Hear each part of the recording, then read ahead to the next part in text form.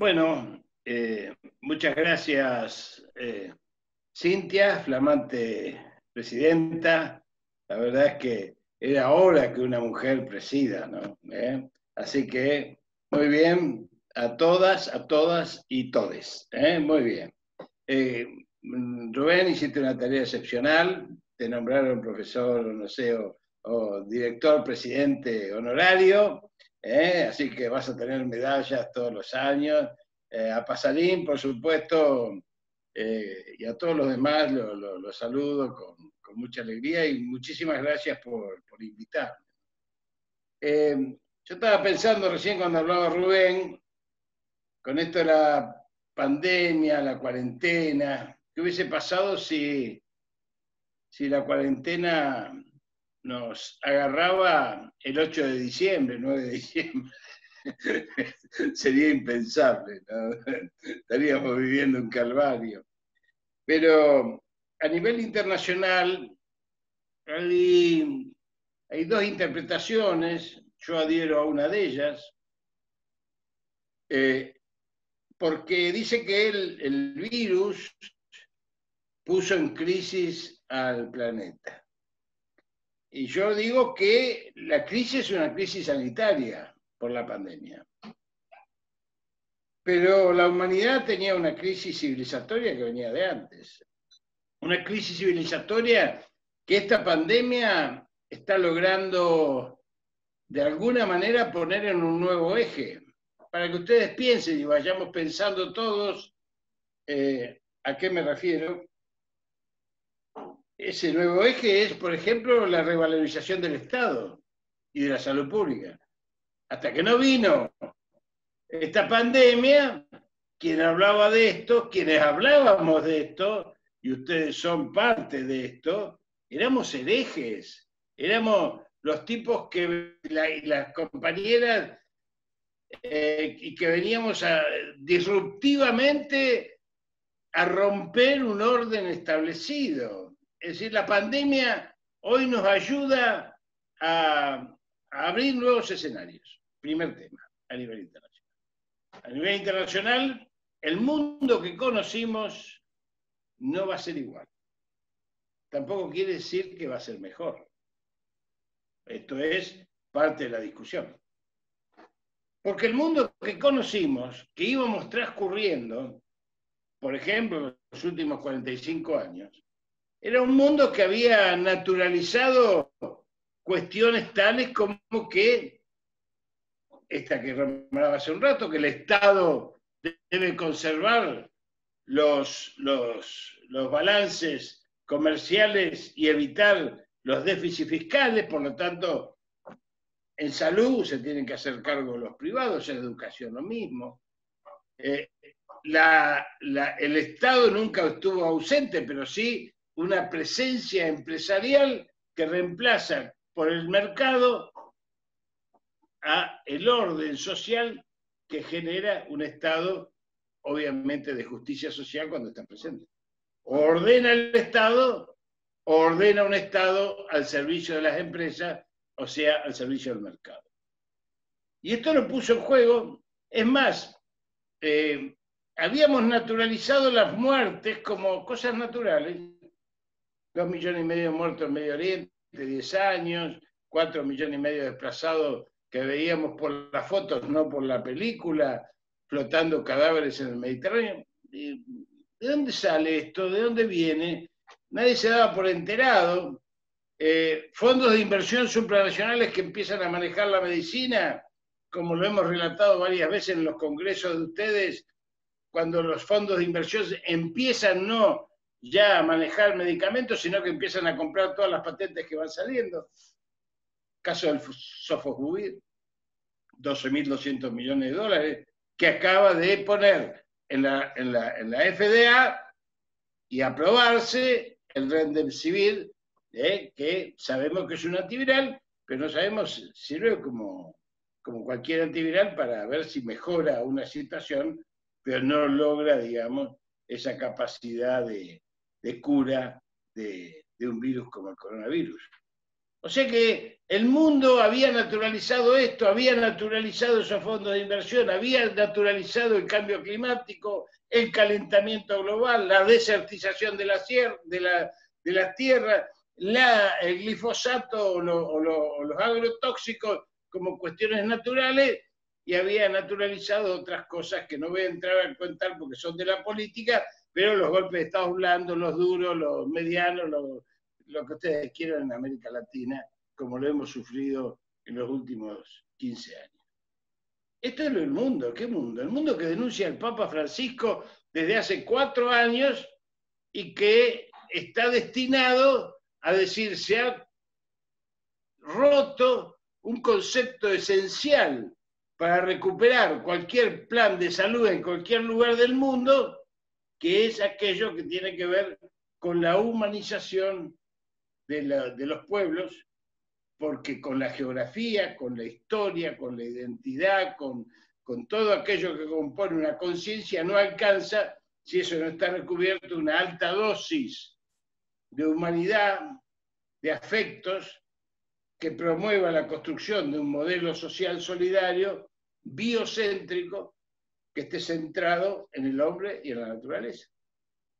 El camino que llevaba a la humanidad hasta la pandemia era un camino que desembocaba en guerras, por la acumulación de riquezas, por las disputas territoriales, por la vocación extractiva de las industrias fósiles, fundamentalmente que hacen el calentamiento global, a la polución, por la prepotencia militar, y todo esto, una molécula que, como yo digo cuando doy clases fuera de los ámbitos sanitarios, es menos que un bicho, perdonen la expresión así un poco paisana, es menos que un bicho, es un parásito, necesita una célula, pone en visibilización absolutamente la fragilidad.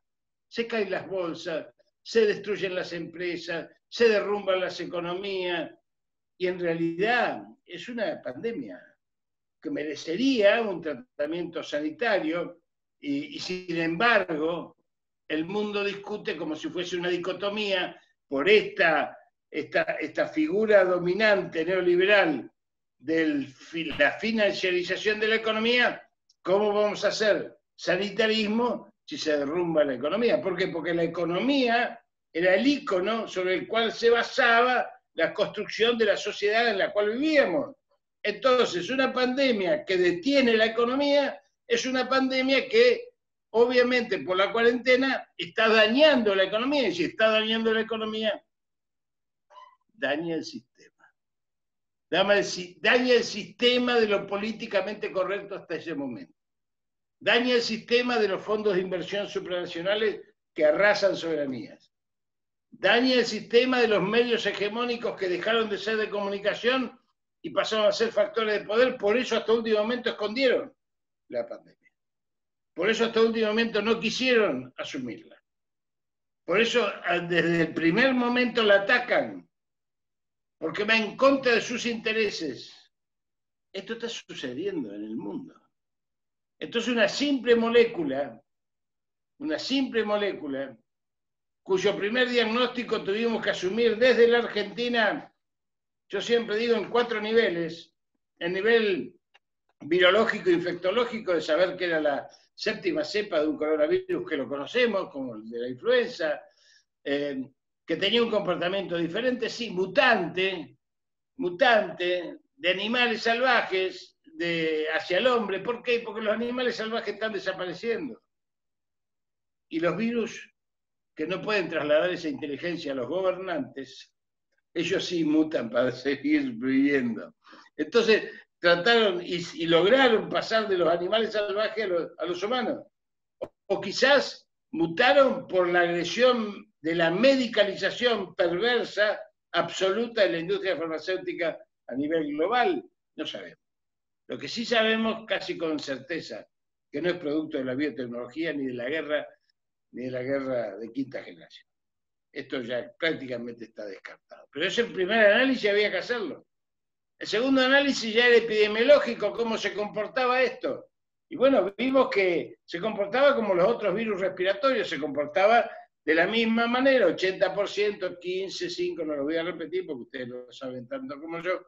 Pero ¿cuál era la diferencia entonces? Como pregunta la gente que no está en la medicina, pregunta, bueno, pero si se comporta como la influenza o como el otro coronavirus, ¿por qué? Y porque este tiene una altísima transmisibilidad, se reproduce 100.000 veces en 24 horas, entonces es como un misil. El otro es como una cuestión que temporalmente hace manejable la situación, pero esto, a que, pese a que solamente en los grupos de riesgo afecta al 5% de la población, los mayores de 65 años, las enfermedades crónicas no transmisibles descompensadas, cardiópatas, hipertensos, diabéticos, renales, EPOC, descompensados, porque si están descompensados más o menos la llevan, ¿qué es lo que estamos viendo de manera masiva?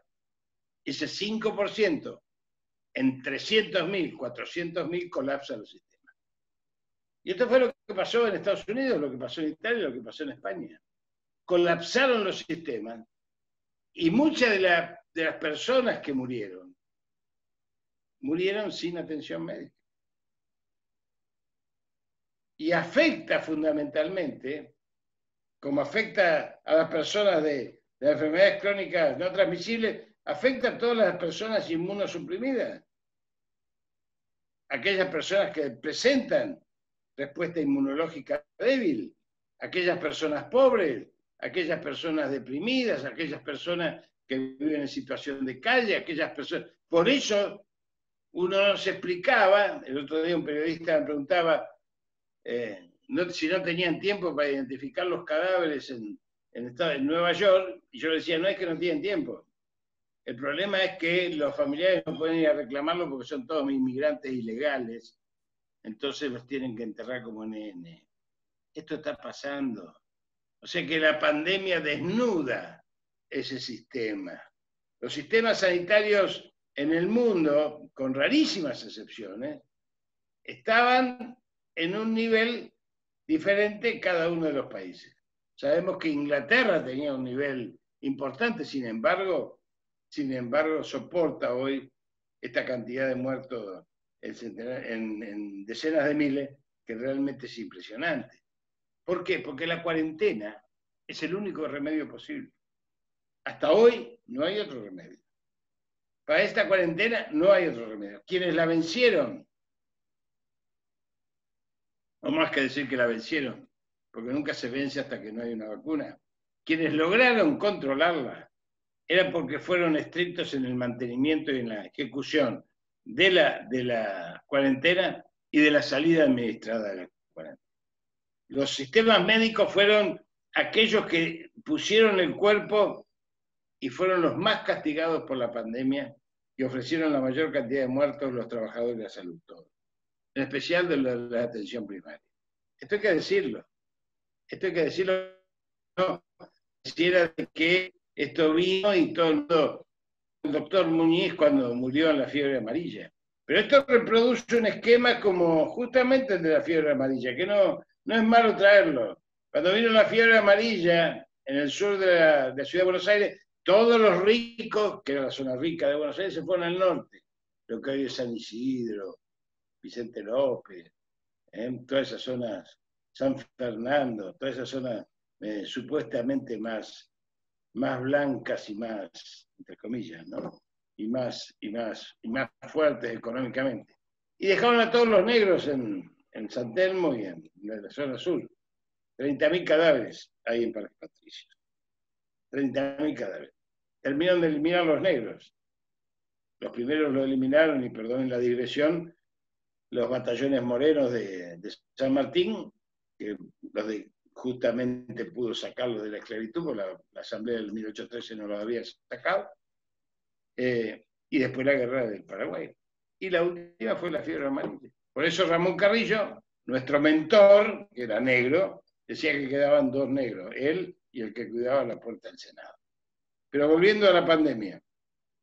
Esta pandemia nos encuentra entonces en ese primer análisis biológico, el segundo análisis epidemiológico, tercer análisis, es de la industria farmacéutica.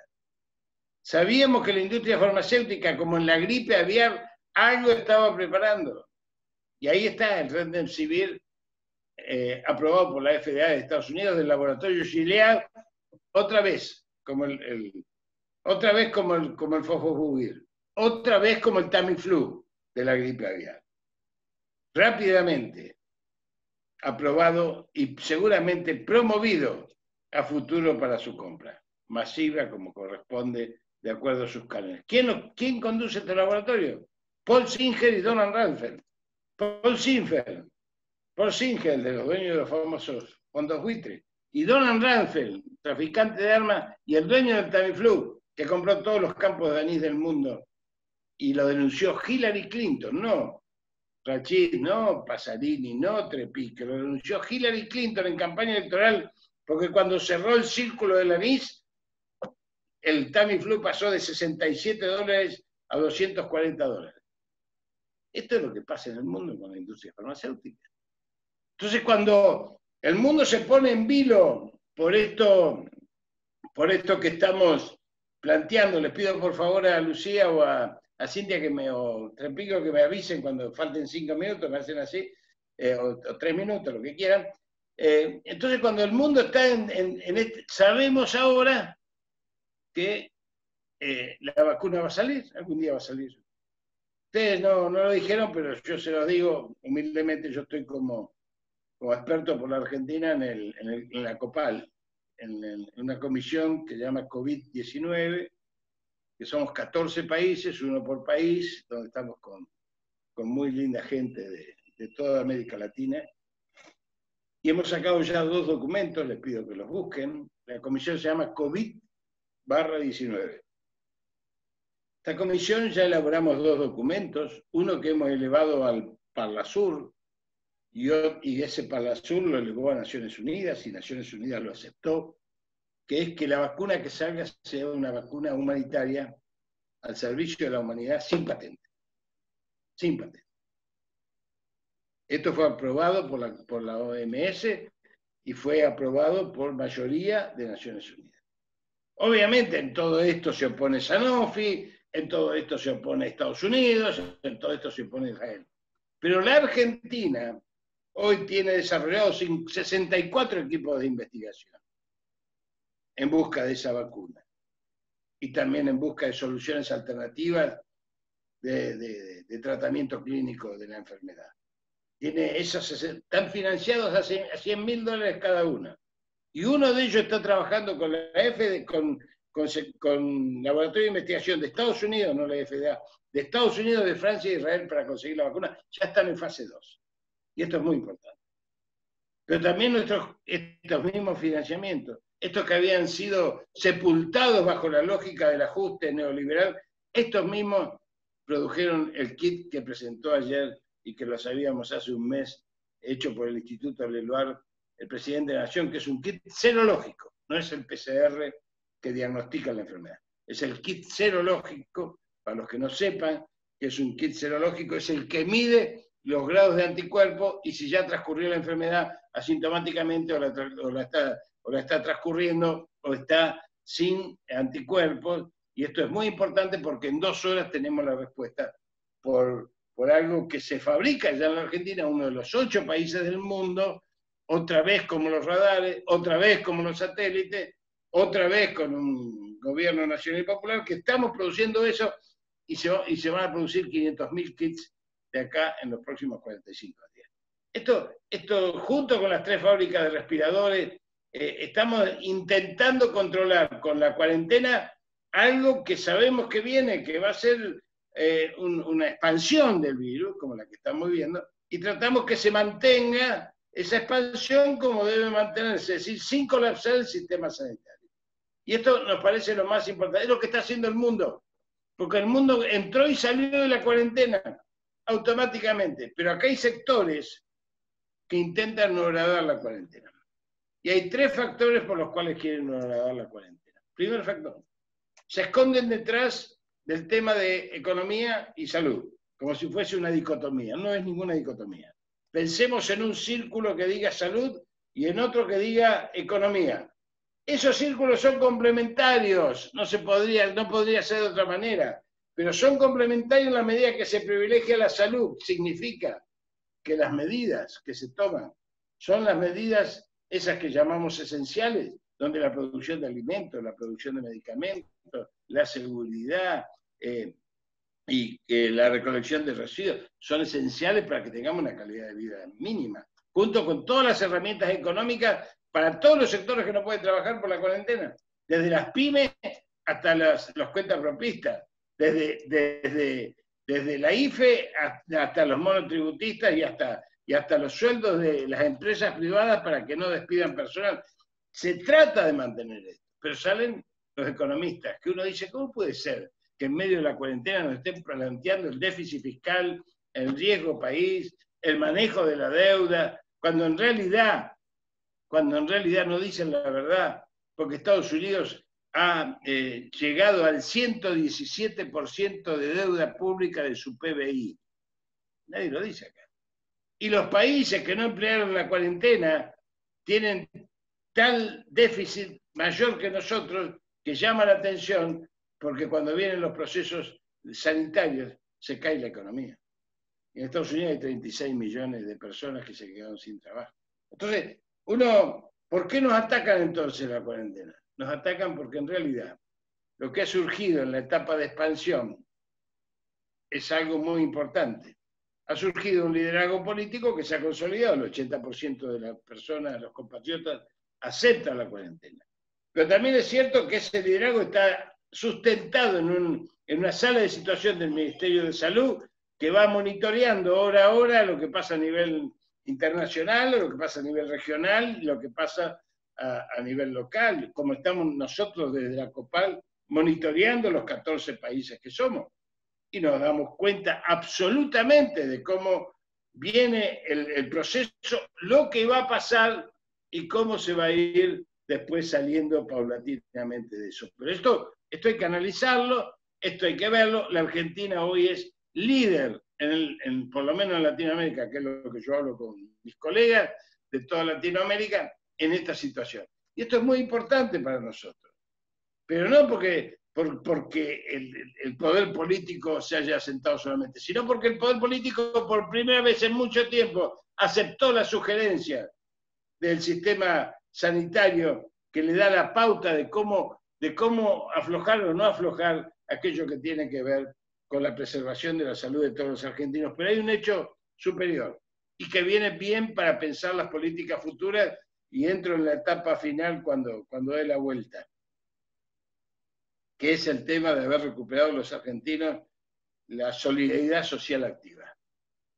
Y esto me parece un dato no menor, porque culturalmente, si algo quiso afianzar el neoliberalismo en los últimos 45 años, y en los 4 años intentó por todos los medios, fue el tema del individualismo meritocrático, egoísta, que lleva a la diáspora social.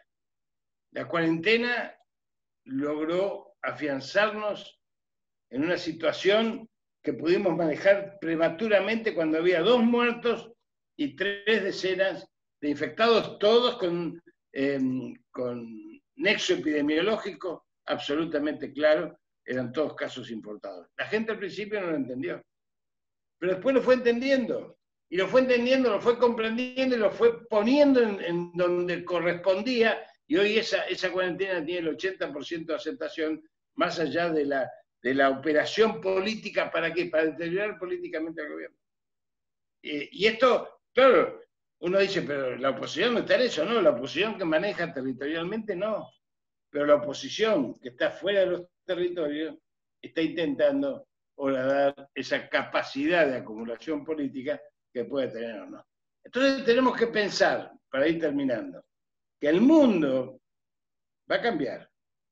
Lo cual no quiere decir que sea mejor, porque yo lo denomino el enemigo, perdónenme, pero el enemigo se prepara, el capitalismo financiero se prepara para trasvestirse nuevamente detrás de fórmulas de capitalismo renano, de capitalismo, digamos, del estado supuestamente de bienestar, Y esto está muy lejos de lo que nosotros pensamos que debe ser. Menos aún en salud.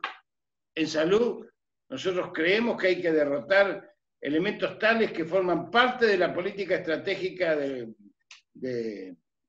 nuestras demandas políticas hoy y que no se van a poder cumplir rápidamente. Pero si nosotros no derrotamos la Constitución del 94, no vamos a poder construir un país federal sanitariamente. Un plan nacional de salud no lo podemos construir con esta herramienta constitucional, porque ha municipalizado las políticas sanitarias, porque la ha intrusado con la tercerización de servicios, porque esa constitución obviamente ha fragmentado los sistemas educativos y los sistemas sanitarios. Entonces fíjense ustedes qué tema. El otro tema que tenemos es que tenemos que reconstruir el UNASUR. Ese UNASUR, donde Rubén, vos te acordarás bien, nosotros pusimos que íbamos a producir medicamentos esenciales, que hoy son 100% importados en Latinoamérica para 450 millones de latinoamericanos, y estábamos en ese proceso, el UNASUR, estábamos fabricando un avión que no tenía una sola tuerca por fuera de la región y estábamos construyendo un banco de última instancia que era el Banco del Sur. Imagínense, los puso locos a los gringos, dirían los paisanos. Sin embargo, el mundo naturalizó el bloqueo a otros países, a matar por hambre a otros países como hermanos como Venezuela, como Cuba, como Nicaragua por diferencias políticas, o pegar golpes de Estado blandos o golpes feroces como en el caso de Bolivia y de Evo Morales. Bueno, este marco de situación nos lleva también a pensar de que hay elementos carrillistas de la salud que debemos recuperar por otro lado. ¿Saben cuáles? Los servicios públicos. Si son servicios públicos, son derechos sociales y son derechos humanos básicos. Y si son derechos humanos, tienen garantía constitucional. Y si tienen garantía constitucional, los servicios públicos tienen que estar en manos del Estado y no en las fuerzas del lucro. Estas son demandas estratégicas. No le vamos a pedir esto al gobierno hoy, porque sabemos que el gobierno se armó para resolver un problema de deuda y para resolver un problema de emergencia social de 5 millones de argentinos que no comían, del 52% de los chicos que estaban debajo de la línea de pobreza, de jubilados y pensionados que elegían entre comer o tomar medicamentos, entre familias endeudadas, jóvenes en especial, que temían perder su vivienda, o pymes que estaban quebradas. Esta es la demanda. Y en el medio de los 90 días, se nos mete esto de la pandemia y todavía los medios de comunicación dicen que Alberto Fernández o Kicillof están por entrar en default como si lo hubiésemos hecho nosotros. Desgraciadamente, el default ya existía, desgraciadamente no lo denunciamos, pero estas son cuestiones que pasan por otro lado de la política. Lo que sí sé es que los economistas que plantean esto no resisten la menor confrontación con personas como nosotros que no somos economistas, pero le mostramos los números macroeconómicos de cualquier país del mundo y van a ver que están peor que la Argentina. Jorge, aquellos que dejaron la cuarentena, indudablemente, y aquellos que la mantuvieron, también están peor, porque en realidad, cuando hay una crisis de esta naturaleza, todos lo vamos a repensar. Y termino diciendo, la política de salud se tiene que repensar desde un nuevo Estado. El Estado que tenemos es un Estado colonizado, desde el servicio de justicia hasta un Parlamento que funciona a medias y un Ejecutivo que tiene 10.000 porosidades. Tenemos que repensar el Estado y dentro de ese Estado las políticas de seguridad social y salud. Y me parece que esta es la demanda que nos damos, porque lo que ustedes hacen, la medicina familiar, los médicos generalistas, aquellos que están en el territorio, saben hoy que sin una comunidad organizada es muy difícil dar una respuesta acabada a los procesos sanitarios. Pueden surgir las mejores luces, pueden surgir las mejores ideas, pero si no hay una comunidad organizada y no hay trabajadores de la salud y agentes sanitarios en territorio, es muy difícil construir un futuro, pero para eso tiene que haber un nuevo Estado que discutamos después de la pandemia. Muchas gracias, compañeros.